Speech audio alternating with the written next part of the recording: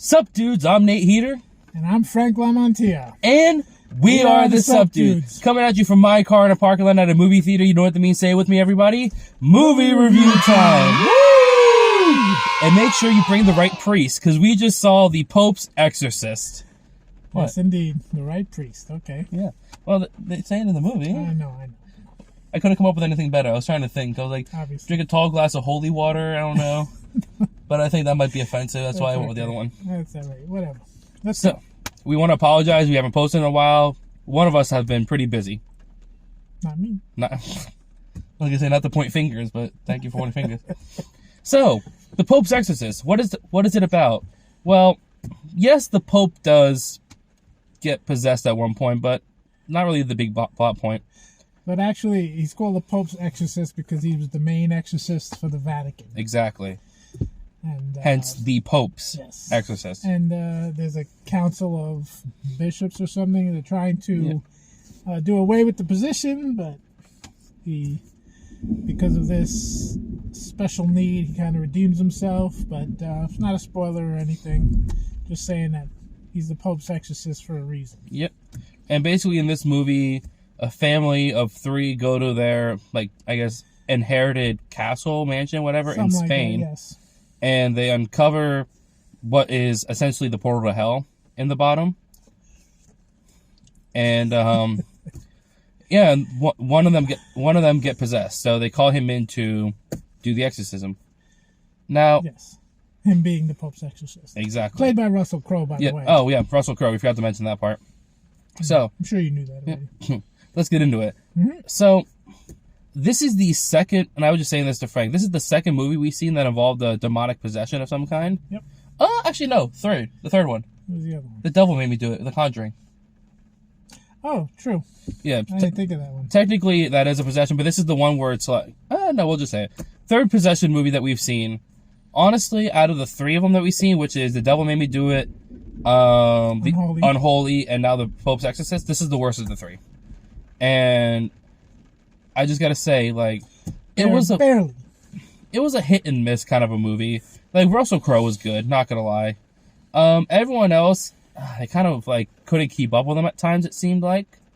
And it kind of just, I don't know, it was just one of the movies that, like, it had its bright points, but the majority of the time, it was just like, all right, let's get on with it, like, let's get on. And not dragging in a bad way, but, like, well, I guess kind of dragging in a bad way. I'm just rambling on at this point. All right. Cause I'm trying to think of, like, what to say, but it's one of those movies that's like movies.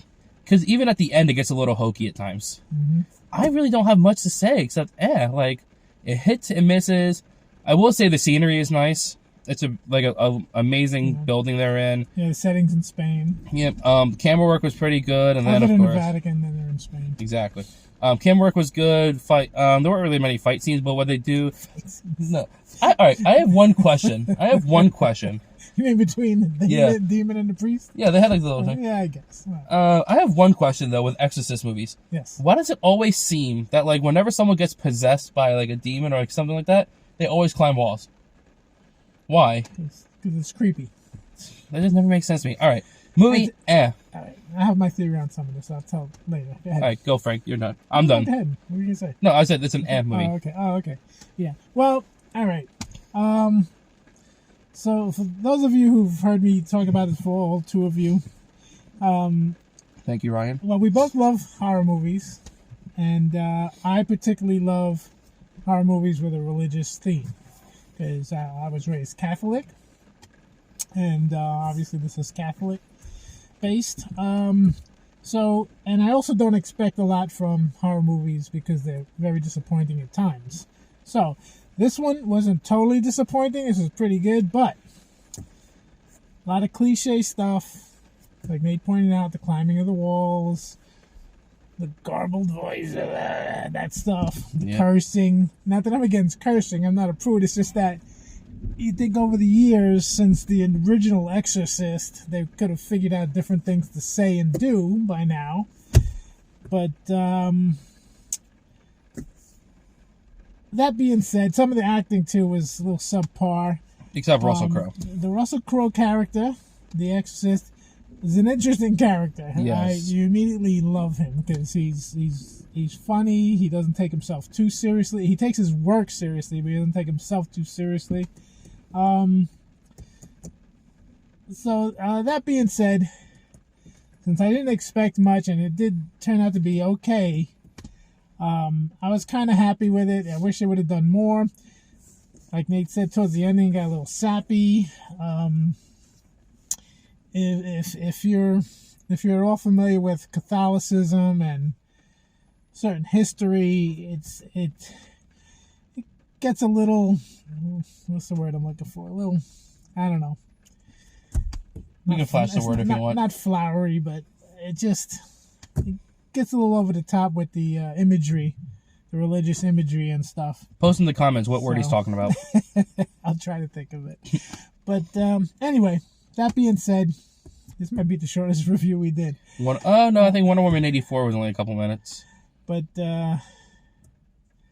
not much to say. There we go. It. That's it. No, there's not much to say. It's do we want to tell them what typical kind of stuff? Do we want to tell them the math that kind of doesn't work out?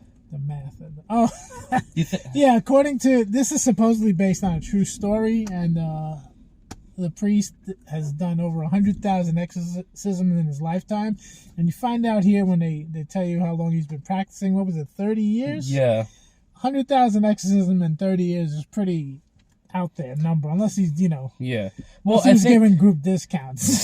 So. I think we worked it out that if we said he did 10 a day, for the 30 years, 10 for a year. No, well, it's like 10 a day for a year, divided by 100,000. I think it turned out to be like 27 years. Oh, that okay, yeah. So I think he would have to have done 10 a day, and it was the weirdest thing. Where 27 years, 30 years, yeah. How does that math work? Yeah, well, that's what we want to know. Yeah. Anyway. Yeah, Pope, look this up and let us know. Yeah, please, Pope, if you're watching this. I know he's not your exorcist because this took place in the past, but... Yeah. All right, let's get to the numbers, shall we? Shall we? I'll go first because I went first in the review. I'm just going to make it short and sweet.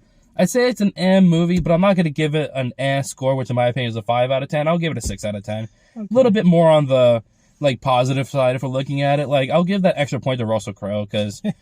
I mean, it was a good character. Yeah, it was a good character and everything. Keeps you entertained. Yep. Oh yeah, and it has some comedic aspects to it. Are you not entertained? Very good. There are some comedic aspects to it. Yeah. Most of them intentional, some unintentional. Yeah. But Russell Crowe, like I said, he doesn't take himself too seriously, so he added a little comic relief. Not overly, not too much to bring it down to a comedic level, but it to lighten the mood a little. So that worked. Yep. I'm sorry, I didn't mean to step on your.